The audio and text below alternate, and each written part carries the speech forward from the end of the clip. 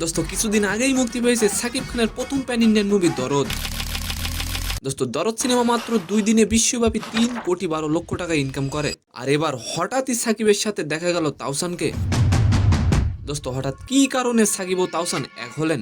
And second নিউজটি থাকবে দোস্ত আইপিএল এর নিলামের নাম উঠলেও দল পাননি সাকিব আল হাসান ও মুস্তাফিজুর রহমান।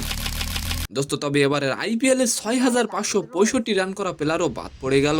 সালাম নমস্কার দোস্ত। সোমবার 25শে নভেম্বর চুক্তি সাক্ষ্য শেষে তাওসান বলেন, অথেন্টিক কসমেটিকের জন্য রিমা খারলানের সুনাম শুনেছিলাম বহু আগেই।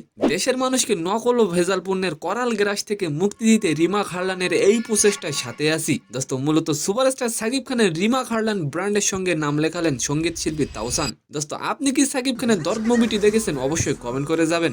দোস্ত সাকিব খান নিজে উপস্থিত থেকে তাওসানের সঙ্গে চুক্তি স্বাক্ষর করেন।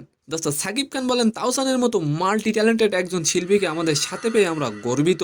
দোস্ত এই চুক্তি শেষে তাওসান সাকিবের কোম্পানি ও সাকিবকে নিয়ে প্রশংসা করে বলেন, সুপারস্টার এমনি এমনি হওয়া যায় না, সাকিবের মতো অসাধারণ কাজের মধ্য দিয়ে সুপারস্টার হওয়া যায়। তারপর সাকিবের তুফান ও দরদ সিনেমা নিয়ে বলেন, সাকিবের প্রতিটি সিনেমাই সুপারহিট। খুবই শীঘ্রই রিমা খারলানের বিভিন্ন ব্র্যান্ডের প্রচারণায় আমাকে দেখতে পাবেন।